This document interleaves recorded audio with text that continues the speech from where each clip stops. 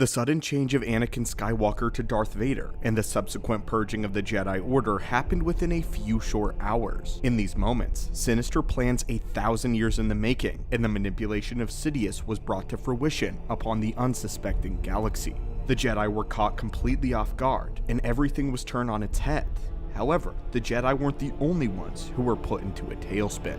Despite all of his newfound powers, Skywalker had a lot of things change for him very quickly. He went from the hero of the Jedi Order to its very demise in the span of an afternoon, this not being a very easy pill to swallow, even if he were eager for it. And once it was all said and done, Skywalker stood atop a walkway on the volcanic world of Mustafar, shedding a tear for what has just transpired, with this moment being far more important than many of us realized. Skywalker sporting an extremely troubled look. Not just a few moments earlier, Vader was cutting down their separatist leaders fully enveloped in the dark side, even to the point where his eyes had already taken on the Sith yellow glow. So why did Anakin's emotions change so suddenly? What was going on through his head when he came up for air after being drunk with the dark side for so long? Well, my friends, in Acolytes, let's open up yet another holocron and dig into the mind of Darth Vader, Anakin Skywalker yet again. The build-up to this moment is not one that occurred in an afternoon of a single fateful day,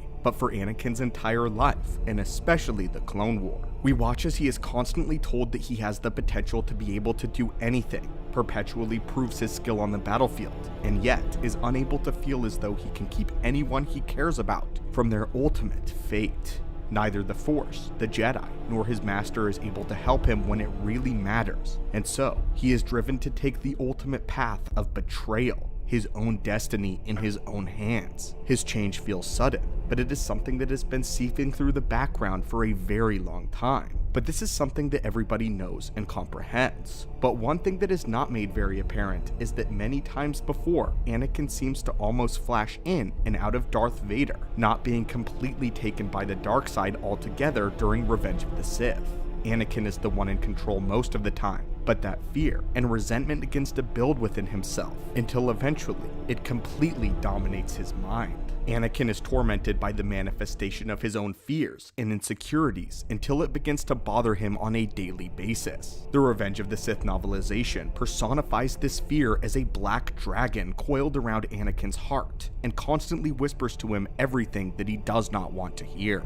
In the novel, a great majority of Anakin's internal journey is finding a way to not only save everyone like he desires to do, but to also silence this dragon inside of him. A dragon that constantly tells him that everything eventually dies. And Padme will too, just like his mother. What we see is Anakin struggling with his emotions, but what we don't see on screen is how he struggles with his mentality. The book makes it very apparent that Anakin is basically unable to sleep because of his nightmares about Padme and his mother. He's barely able to focus throughout his day, and being back on Coruscant among all the politics and hidden enemies begins to get under Anakin's skin. At one point, Anakin remarks that despite being able to spend more time with his pregnant wife, he actually missed the front lines of war and wanted to go back to it because, in his words, at least out there, you know who the real enemy is. By the time Palpatine actually reveals himself, Anakin is so worn down mentally that he's ready to do anything it takes to save his wife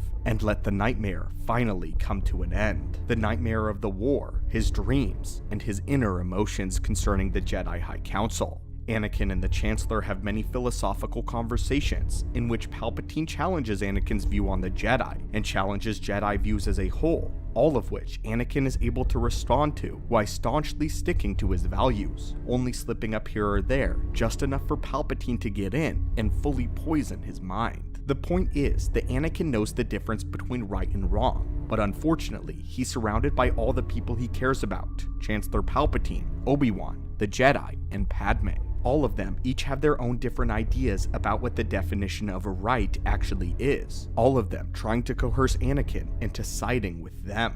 When Palpatine reveals himself and tells Anakin that in order to do what he thinks is right, he has to become everything he believes is wrong, this turns Anakin's entire worldview upside down. He at first tries to do one thing he has known was right his entire life: destroy the Sith. He tells Master Windu but then he has second thoughts as he realizes that without Palpatine, his one immediate path to fixing his problem and clearing his fears will be lost forever. Thus, the betrayal happens, and Anakin decides to take his own destiny into his own hands. He commits atrocity after atrocity against the Jedi, starting with Operation Nightfall and the massacre of the younglings. He lies to his wife, and then goes to Mustafar to personally slay each member of the Separatist leadership, something that he had wanted to do for a very long time, and enjoyed every minute of it by his own admittance. Hence, the pure yellow glow of his eyes. And yet, why they were not yellow in the Jedi Temple during Order 66. Finally, Anakin Skywalker has gorged himself on the dark side and allowed Vader to run rampant for the first time. However, everything calms down and he finally has a moment to himself. No one else in his mind, no one trying to convince him of anything. He's alone, and the decisions that he has made are his only company. In this moment, the personality of Vader subsides, and Anakin Skywalker comes to. This is what George Lucas had to say on the matter, and Anakin Skywalker shedding a tear. The tear says that he knows what he's done, but he has now committed himself to a path that he may not agree with.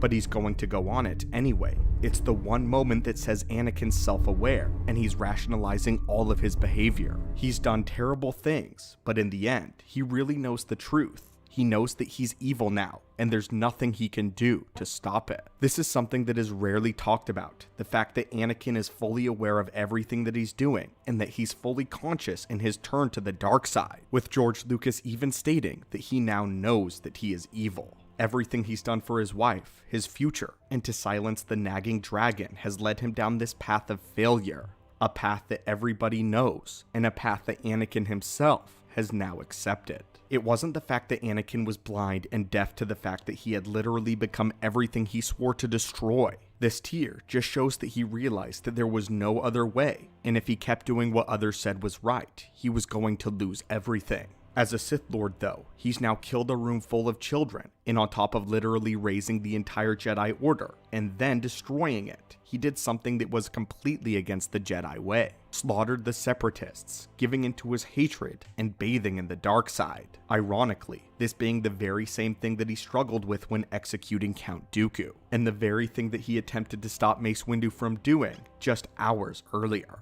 Anakin Skywalker has now taken pleasure in the death of beings. He has deemed himself judge, jury, and executioner. With this knowledge, it colors the dialogue between Anakin and Obi-Wan on Mustafar so much differently. He tells Obi-Wan not to lecture him, mostly because Obi-Wan was telling him things he already knew to be true. His anger was aroused in a great fury because he felt as though he did everything he knew was wrong, and still lost Padme in the end. In this moment though, Anakin Skywalker does not choose to blame himself, but blames Kenobi instead. The shed of a tear is the last moment of Anakin Skywalker, and now Darth Vader has completely taken over. If Anakin was not enough to save everything that he loved, then Darth Vader would be. Vader could be the one to overthrow the Emperor, get rid of the Sith once and for all, and rule the galaxy, to make it his way. He could still get rid of the Sith and fulfill the prophecy, just in his own specific way. Moments earlier though, Anakin Skywalker, like a dying light, slowly winked out of the darkness, as Vader is all that remains now. This moment on the bridge is a small private funeral for his former self, above the beach where he will soon be transformed forever.